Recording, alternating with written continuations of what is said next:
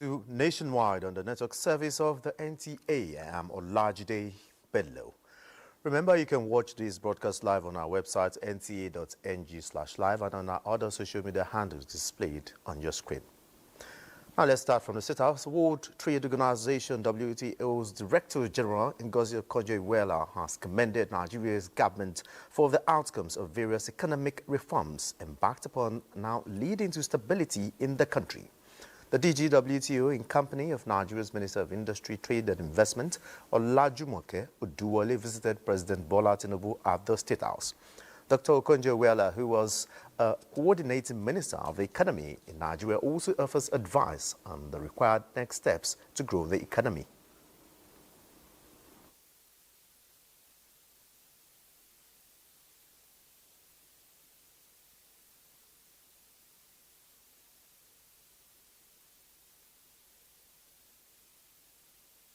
We think that the president and his team, and we just exchanged with him, have worked hard to stabilize the economy. And you cannot really improve an economy unless it's stable.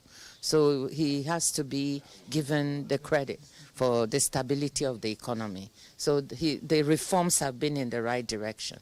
What is needed next is growth. We now need to grow the economy, and we need to put in social safety nets so that people who are feeling the pinch of the reforms can also have some support to be able to weather the hardship. So that's the next step. How do we build social safety net to help Nigerians cushion the hardship they are feeling? And then how do we grow the economy so we can create more jobs and put more money in people's pockets? These are issues that we discussed with Mr. President. The head of the World Trade Body appreciated the President and First Lady Oluremi Tinubu for the Women Exporters Fund just launched in Abuja to support women through economic hardship. Nigeria competed and won. One of 4 countries that won globally to be part of this new initiative. We had 67,000 Nigerian women who applied for this, and 146, can you imagine, 67,000, 146 won, and they are going to have money disbursed directly to them. 16 of them won what we call the booster track. Those who already have businesses, but their businesses will be scaled up. They will receive technical and business support for 18 months from the WTO and the ITC, and working with the ministry. So we will all work together to make sure that their businesses expand, they employ more people, they put money in their household's pocket and in the nation's pocket. Then another 100 will get directly $5,000 to scale up, to start and strengthen their businesses, again with 12 months of business support. So 146 women beneficiaries. This is just the beginning. The fund is jointly managed by the WTO and the International Trade Center. The federal government has announced a new national skills program aimed at connecting 20 million young Nigerians to jobs, training and entrepreneurship opportunities by 2030, with at least 60% of beneficiaries expected to be women. State House correspondent Abdurrahman Jibila reports Vice President Kashim Shettima gave the assurance as he assumed the chairmanship position of the reactivated board of Generation Unlimited Nigeria. This is the inaugural board meeting of Generation Unlimited Nigeria. Vice President Kashim Shettima described Nigeria's youthful population as the nation's superpower and comparative advantage in a rapidly aging world. The Generation Unlimited board meeting coincides with the International Youth Day 2025, themed Youth Innovation for a Sustainable Future. And this is why Generation Unlimited Nigeria matters. It holds the promise of connecting 20 million young Nigerians to skills, employment and entrepreneurship opportunities by 2030. It is a demand-driven national talent pipeline linking foundational and work readiness training directly to guaranteed livelihood pathways. It is an inclusive model that aims to serve both vulnerable and the job ready, with a target that no less than 60% of beneficiaries will be female. The vision is clear. It's to create a job, build and bridge the skill gaps, and develop the young people to give them empowerment and not just a token, but human capital development. The Vice President pledged that all training under the initiative will align with the National Skills Qualification Framework to ensure that young people possesses not only the skills to work, but the credentials to compete globally. Nigeria stands really as an accelerator and a model, not only for the region, but for our continent, our beloved continent, and for the globe. So I think whatever is done here is really very important and gives hope. And the program aims to reach 20 million young Nigerians by 2030. And to say that the UN Nigeria, through the agencies represented around this table, but also the bigger family of UN, we are all committed to support this, because this is part of the youth's agenda of Nigeria. Technology, AI is fundamentally reshaping the future of work. And the planet is facing an existential threat from climate change. That is the world young people are entering. Launched in 2021, Generation Unlimited Nigeria is a public-private youth partnership platform targeting 20 million Nigerian youth by 2030, supporting their transition from learning to earning, productive work and active citizenship. From the State House, Abraham Jibrila, NTA News. Second phase of the Renewed Hope Employment Initiative will kick off in the first week of September, with the number of participants increased from 21,000 to 41,000. Director General National Directorate of Employment Silas Ogara told the media that some schemes had been merged to accommodate the high level of interest nationwide. Joseph Udsen reports. 28 July 2025, the National Directorate of Employment launched the application portal for the second phase of the Renew Hope Employment Initiative. The 2 weeks registration for skills acquisition training ended on August 11th. With the portal now closed, the selection process is underway to determine the beneficiaries. There's a certain level of transparency, which is the portal. Anybody can go. Because it will be wrong for us to sit in the headquarters and approve names and load it on the state. That would be the wrong way to go about it. Because the training centers that are available to us are scattered all over the state. NDE Director General Silas Sagara says 41,307 successful applicants will be notified on the 1st and 2nd of next month. Each ward nationwide will have a minimum of 4 beneficiaries who will undergo entrepreneurship training in about 30 different skill sets based on needs assessments. We are happy that some of the financial institutions, some of the institutions we are working with will be supporting us in terms of resettling some of our beneficiaries. And so that made it a bit easier for us to increase the number. In Abuja, Joseph Utsen, NTA News. And the Nigerian Independent System Operator NISO has engaged stakeholders in the power sector with a view to resolving issues surrounding recent tariff adjustment for Band A customers in Enugu by the State Electricity Regulatory Commission. Joshua Ojito reports that the tariff adjustment, which came into effect from 1st of August this year, has cut electricity supply to the state by 50%. NISO intervention is to safeguard stability of the market's integrity and contract operational obligations that guarantee reliable supply nationwide.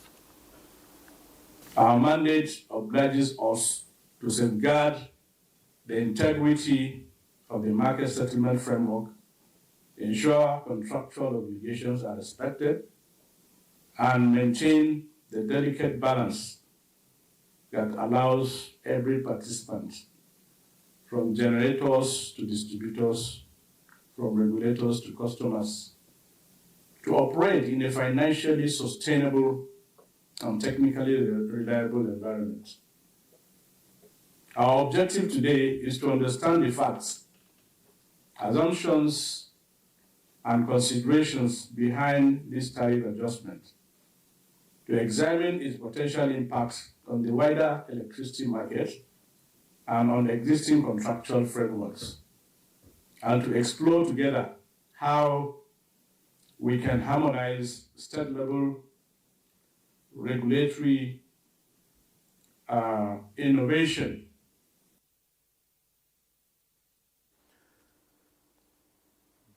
Now, away from the power sector, the journey to finding a suitable rental property in Nigeria is often faced with challenges, particularly navigating the murky waters of rental practices dominated by state agents. Let's now join Yemi Dalemo in Abeokuta for more insights on the challenges and how those seeking accommodation are navigating. Yemi, what do you have to say to the issue? Thank you for joining us in Abeokuta. This is Ibara GRA, one of the highbrow residential areas in Abeokuta. I can tell you that the experience of people looking for accommodation across Ogun State can be described as high level of exploitation from house agents, particularly, who usually take advantage of their vulnerability because many of them are just coming into the state and they need to settle down. They take advantage of this to make these people dry.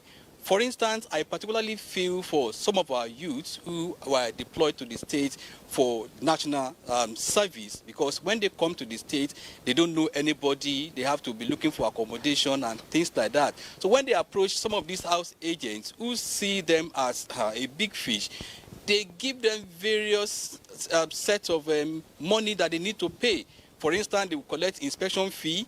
After they have told them this is the kind of specification they want for that house, they will not take them directly to areas that meet their specification because they want to collect double money for the inspection fee. They will take them round, and at each stages they continue to make them of their hard-earned money. And after that, by the time they now finally settle down, they increase the house rent and give them others money they need to pay. And this money is the total will not be reflective of the receipt that they will be giving to these people. And that is why these youths and others who come to the state are looking for accommodation are looking up to the government. They want a kind of legislation of stakeholders meeting where the government will particularly address those people who have seen that job as a job that they need to be doing. But for me, I wonder how can somebody in that line be up to, on a daily basis, be getting people that will be patronizing them? It is not possible. So each time they see one person or two persons coming to them in a month, they believe that money that they have not made in the past, they have to make it from them. This is totally wrong. So there is a need for government intervention to save people from this exploitation going on from the house agents. Okay, yeah, I mean, just like you said, that there's a need for government intervention. Like in Lagos, a committee was set up to look into this issue of irrational increase in rent. What is the Ogun State government doing as regards maybe, taking a leap from such an action? I think the government will have to take a look at this and they will do something about that. All right, many thanks, correspondent there from Abeokuta, Yemi Dalemo, for your input on Nationwide.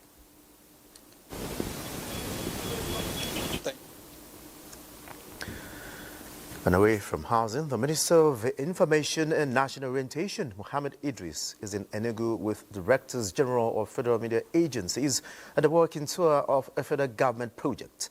The minister, who paid a courtesy visit to the governor of Enugu State, Peter Mbah, described the infrastructural development policy of the federal government as key to national development. Chiegonu Aro has the report.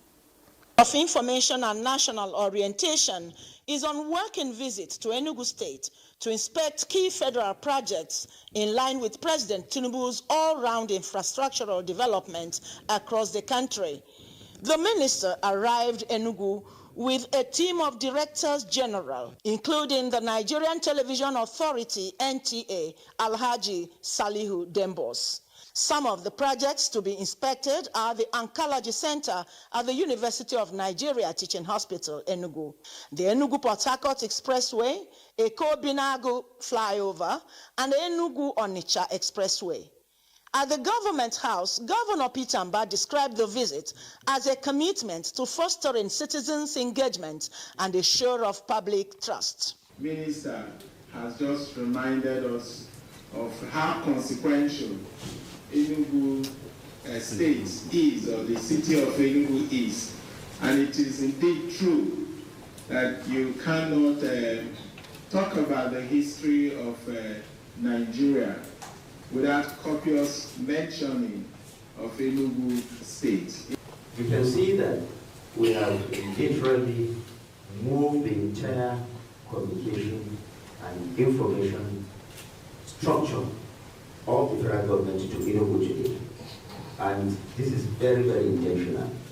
The minister, who extolled the giant strides of Governor Mbah in infrastructure, commended his zeal in keying into the presidential commitment to distributing infrastructure across the nation. Some of the directors general expressed optimism in meeting up with the president's agenda in human and infrastructural development.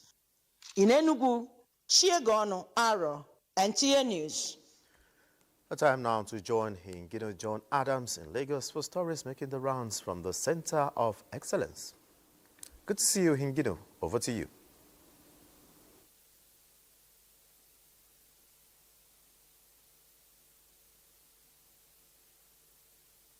Adequate funding of the aviation sector is important to drive global trade through rapid transportation of people and goods.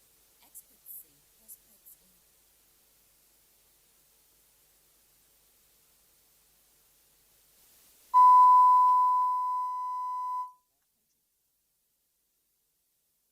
Nasarawa State government is to work in closer collaboration with the Nigeria Correctional Service to stem incidences of jailbreak.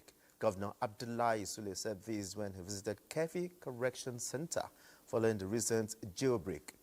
Aliu Tijani reports.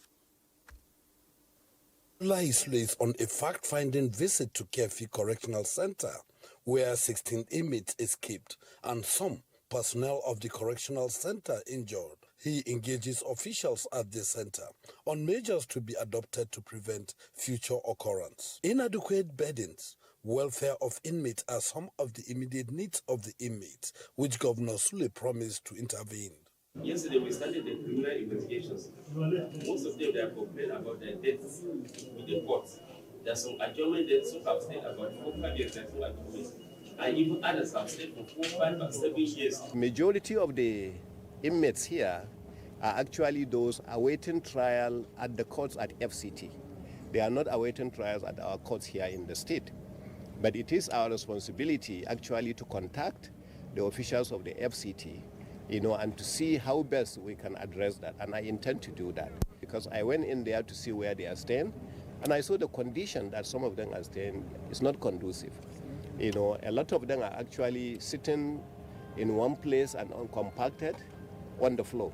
The governor also interacts with the inmates and encourages them to see their stay at the correctional center as an opportunity to be better citizens in the society. He urges them to leverage skills acquisition training for self-reliance after serving their terms at the correctional center. From Kefi, Aliu Tijani, NTA News.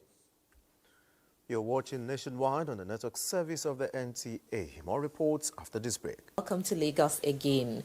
Adequate funding of the aviation sector is important to drive global trade through rapid transportation of people and goods. Experts say prospects in the industry will foster connections between different economies. A viable aviation sector contributes to the economic growth of any nation. Currently in Nigeria, the success rate of aircraft operational efficiency and on-time performance is below the global industry requirement, with aircraft and passenger number on the increase. Some of the reasons why we're seeing the low success rate is 1, aging aircraft, 2, inadequate maintenance, 3, infrastructural limitations, and 4, some external factors such as fuel scarcity, foreign exchange impact, etc. As the present administration continues to invest in the sector to change the narrative and unlock vast potentials that abound in the industry, this forum, organized by journalists reporting airport and aviation, is recommending monitoring of funds disbursed to keep pace with global best practices. To unlock these potentials, we must embrace innovative financing mechanisms, ranging from public-private partnership, build, operate, and transfer models, leasing arrangements, to sovereign-backed financing, and targeted foreign direct investment. There is also the Aviation Fund in the African Development Bank, which we hope that when you have a stronger banking system and recapitalization, Nigerian aviation sector will tap into that. Key players in the aviation sector believe with the number of passengers passing through Nigerian airports on the increase, adequate funding will open more opportunities. Now talking youth matters, Nigerian youth have immense potential that can help the country achieve Sustainable Development Goals (SDGs). However, they need to reposition themselves, keep hope alive, and own their dreams to be able to carry the responsibility entrusted to them. These are the views of youth advocates while speaking on how youth can actively participate in meeting the SDGs target in the country. Larry Bele has more. Part of the nation's population is the youth. Their vibrant and dynamic energy is always visible. But too often, we depend on the government, waiting for the government to do everything. The truth is, the government can't do it all. So you may ask, how can the youth be vanguards of the Sustainable Development Goals in their communities and in their local government? Start where you are. Take decent work and economic growth. Yes, the rate of unemployment is very high, but we can change that by starting businesses, small businesses. Sow that seed of development to convince the teeming youth that there's a possibility where there seems to be no possibility. And so it's that commitment of just sowing or convincing people that through practical work, through vocational skills, through tech skills, that meaningful development can come to be. The SDGs in Nigeria include accelerating the growth of the nation through poverty eradication, adequate health and well-being standards, gender equality, education and vocational training, sustainable cities, communities, and climate change action. To be active participants, youths in the country must display reliable capacities to execute these goals. A lot of youths that I've seen, they lack priority. Most of them are just busy following trends. They don't know how to prioritize and focus on the things that matter, on how to build their own selves. You are 18, you are 19, you are 21, you are 25. You have eyes, you have legs, you have hands, you are not crippled. One of the things of SDG number 1 is no poverty. Now, forget about no poverty in Nigeria or Africa, in your community, in your family. How do you ensure that there is no poverty? Youth advocates state that for them to be positioned as the backbone of the SDG projects, they should be allowed to make decisions on their own to embark on their entrepreneurial journey and be innovative. In Lagos, Larry Bulayi, NTA News. Those are the reports from Lagos. It's now back to Olajide in Abuja for the continuation of Nationwide. Many thanks, Hingino, and welcome back to Abuja.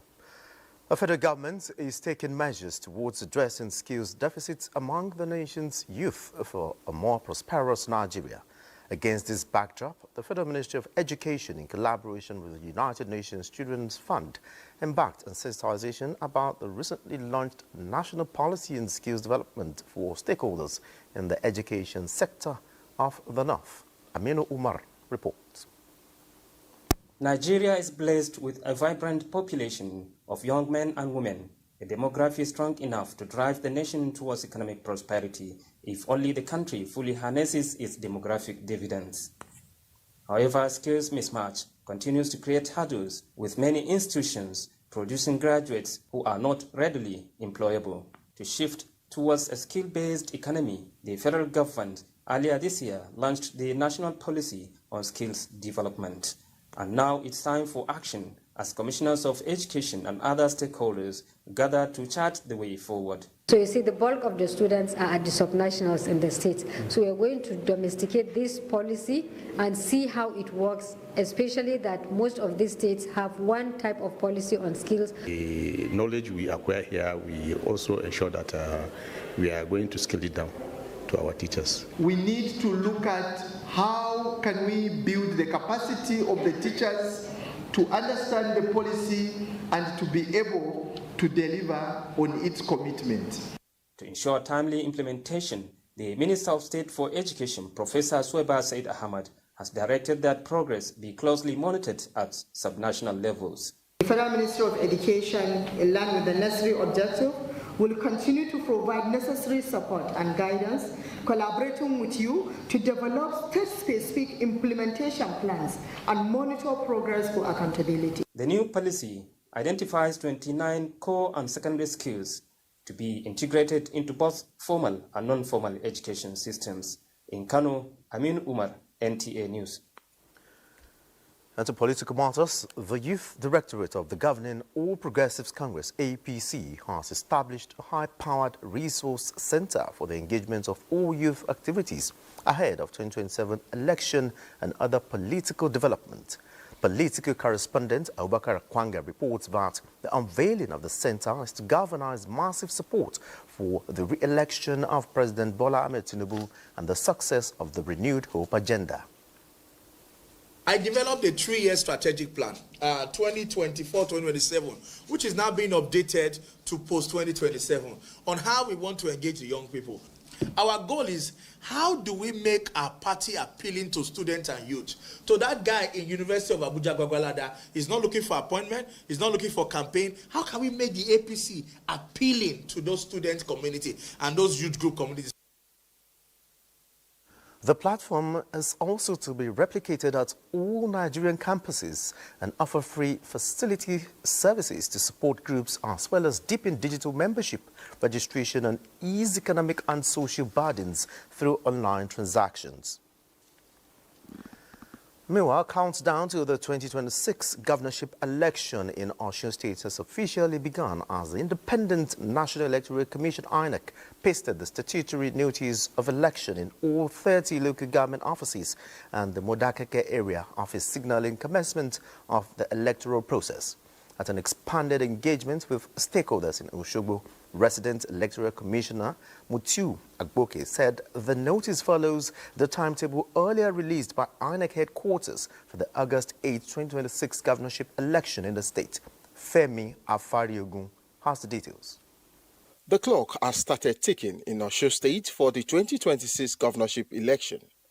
In the presence of security agencies, civil societies, and the media, INEC gave political parties notice of the election, announcing similar notice has been pasted in all the 30 local government areas and Modakeke area office of the state. Conduct of the party primaries, including resolution of disputes arising from the primary, will start on the 24th day of November 2025 and end on the 15th day of December 2025. INEC promises technology, transparency, and a poll where every vote counts in the year 2026. We are going to monitor. From the experience we have had last, we would make sure we monitor local governments that we believe would violate this explanation. Agboke says part of the electoral process of Osun governorship election is the continuous voter registration coming up on August 18. With more than 360,000 permanent voter cards still uncollected in Osun State, INEC is urging stakeholders to intensify voter education to ensure each free governorship election come next year. In Osogbo, Femi Afariogun, NTA News. Many thanks, Femi. And the People's Democratic Party says it will not tolerate disloyalty from any member, restating that its November 15 and 16, 2025 elective national convention stands. This was at a media briefing in Abuja. Correspondent Timothy Yusuf reports that the party also reacted to some speculation surrounding its 2027 presidential ticket. Level of preparedness of the PDP elective national convention slated for 15 and 16 November 2025 was the agenda of this media briefing by the party's national spokesperson, Debo Ologoagba. Assuring that all is going well for a successful convention, Ologoagba stressed that total commitment to the party's cause is non-negotiable, as the party will rely on its constitution to ensure members remain committed to its cause. We have a process. We have a constitution. We're going to obey it. We're going to follow through. We're not confrontational. We're not fighting nobody. But we will respect our processes. We will respect our institutions. We will respect our organs. We will follow through, work together in the interest of the party one, in the interest of democracy, and in the interest of Nigeria. Responding to questions on speculations that former President Goodluck Jonathan and the 2023 Labour Party presidential candidate Peter Obi are gunning for the PDP presidential ticket for 2027, the party's national spokesman reacts. The question you're asking is, don't running. Ask him, he said, this is not right. I don't speak for President Jonathan. You go ask him, you have access to him, I know. I know you do. So ask him. It's not for me to speculate what, so that's your own imagination. About the recent conditions set by certain members of the party for the success of the November 15 and 16 National Elective Convention, Ologoagba emphasized that the PDP is about the people, not any individual. Timothy Yusuf, NTA News. And for details of preparation for Edo by-elections, let's join Uduakobong Achibong for details from Benin. Uduakobong, take it up from here. Good day, welcome to Benin. Preparations by political parties and their candidates are in top gear ahead of Saturday's Edo Central Senatorial District and Ovia Federal Constituency by-elections. The report. 14 political parties earlier indicated interest in the by-election, but only 9 were accredited, having met the requirements. Among the political parties participating in the forthcoming by-elections are the All Progressives Congress APC, People's Democratic Party PDP, African Democratic Congress ADC, and Action Alliance AA. Few days to election, NTA News sought to know the level of preparedness of the political parties and their candidates. We are still on with our campaigns in Ovia Federal Constituency and in Edo Central Senatorial District. The Edo Central Senatorial District is personally managed by the governor himself. We have an administrator par excellence in Ovia Federal Constituency, and we have an experienced legislator. So far, so good. So we are doing our best, and the people are energized. We are running an issue-based campaign. INEC had recently announced in a stakeholders meeting that Labour Party will not participate in the election for not indicating interest. The party's chairman, Kelly Agboloi, speaking off camera, said the matter is in court. Meanwhile, INEC has assured Edo people of credible, free and fair election, while calling on eligible voters who are yet to collect their voter cards to do so. In Benin, good luck in any. NTA News.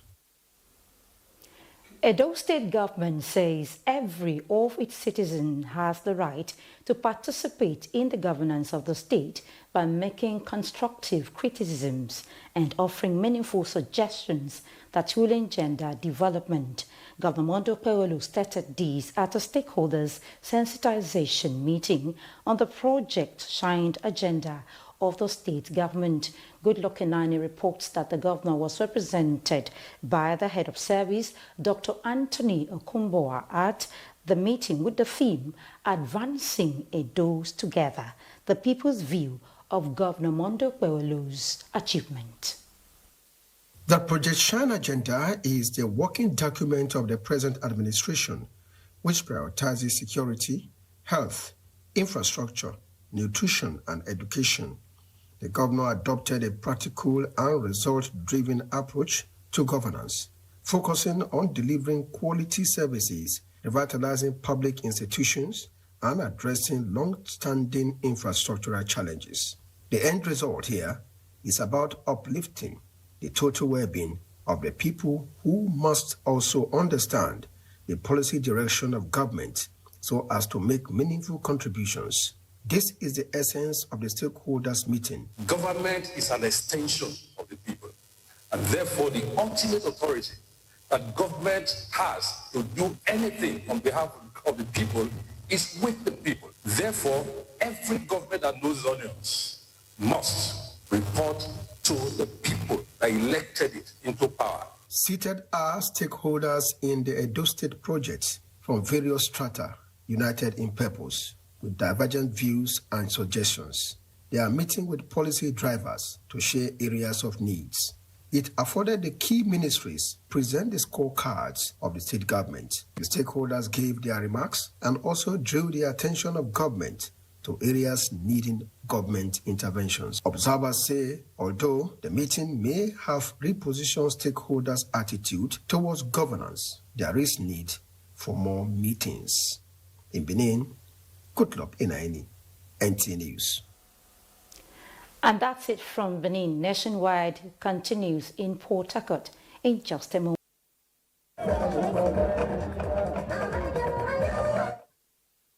Suspects in connection with a viral video wherein some minors were being dehumanized in an alleged spiritual cleansing in Port Harcourt. Parading the suspect before newsmen, the Rivers State Police Command says the investigation has commenced towards unraveling the circumstances behind the acts. Emmanuel Lene reports. In the recorded video which circulated online, 32 minors were seen naked and being flogged with palm fronds in a churchyard in Eneka in Obiakpo local government area of Rivers State. The police subsequently stormed the church and arrested suspects in connection with the activity. They include 5 senior members of the church and 27 parents. The pastor claims the action was a directive by the Holy Spirit, approved by parents, and for the spiritual cleansing of the children, in line with the tradition of the church. The Spirit of God directed that the children will stay on 3 days program, of which at the end of that program there will be a spiritual cleansing for them. So that was exactly what we carried out. My daughter is among the children that was purified.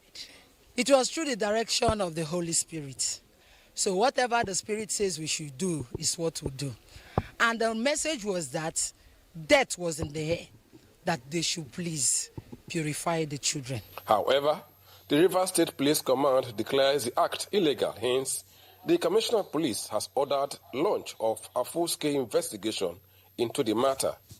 The police action is backed by officials of National Agency for the Prohibition of Trafficking in Persons, NAPTIP, who are also monitoring the situation.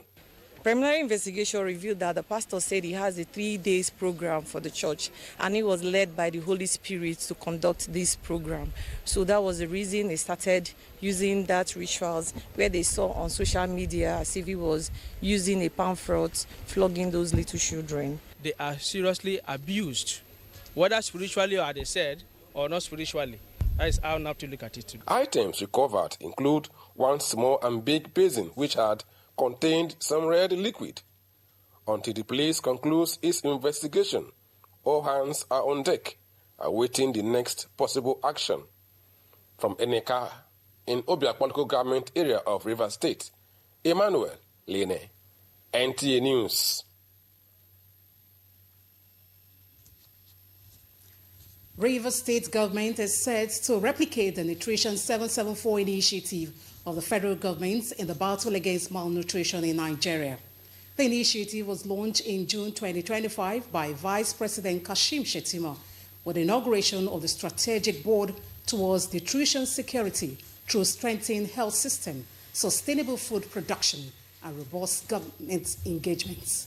Osinachi Samuel was at the Rivers State Nutrition 774 Town Hall Stakeholders Workshop in Government House, Port Harcourt. The reports. That was the formal launch of the Nutrition 774 initiative in Rivers State, themed Strengthening Capacity to Drive Action for Nutrition Delivery. Rivers State Administrator Vice Admiral Ibok Eteibas, represented by Secretary to the State Government, Professor Ibiba Loki Worika, described the initiative as a coordinated, community-driven approach to tackle malnutrition across the state.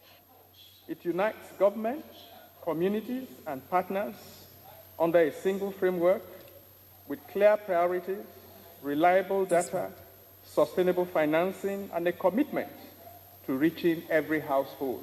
Malnutrition has become a national emergency, necessitating the current measures to tackle it.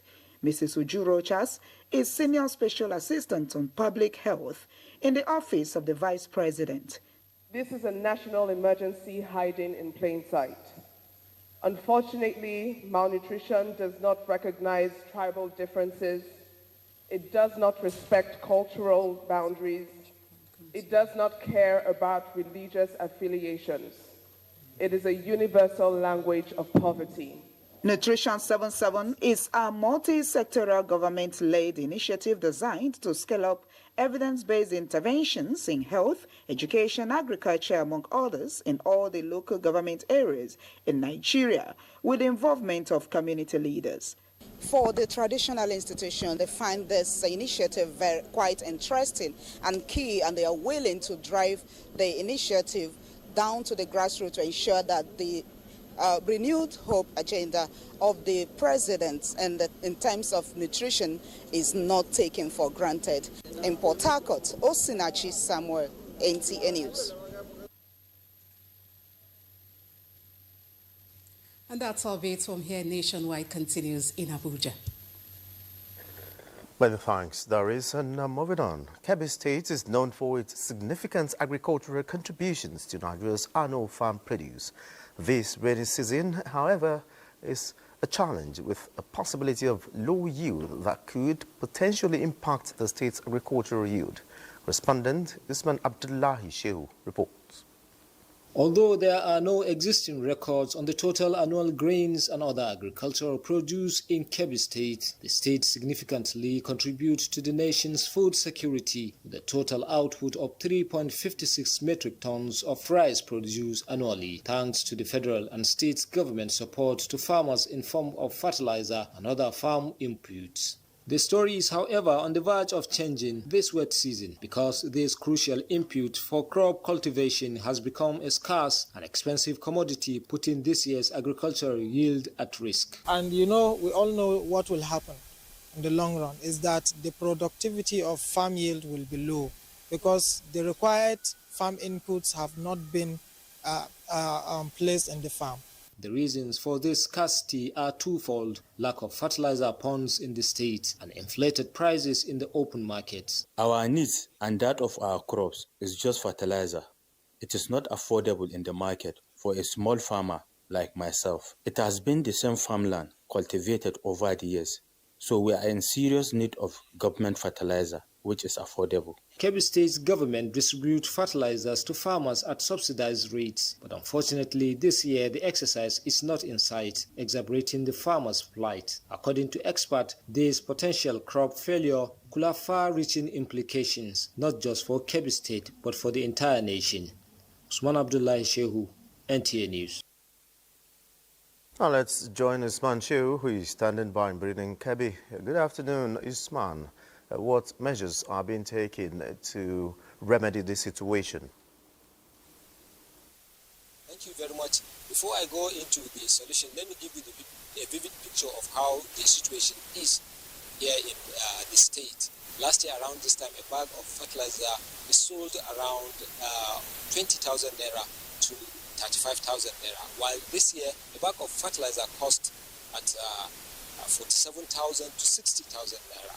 In the course of my investigation, I've learned that there's a serious need for government to come into this matter to address the situation, because only government can provide this fertilizer and give it out to farmers at a subsidized rate.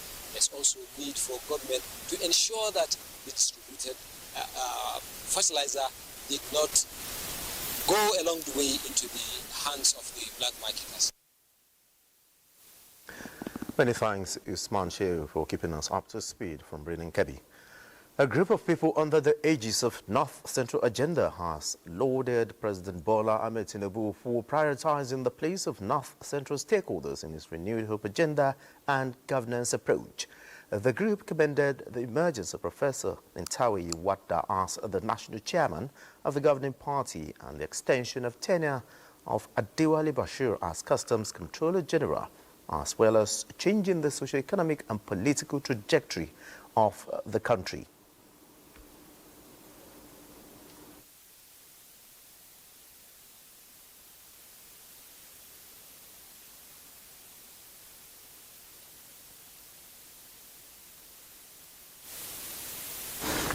The North Central Agenda said it will continue to midwife between government and the people to ensure that the zone is not left behind in the scheme of things and promote citizens' participation in all policies and programs of government.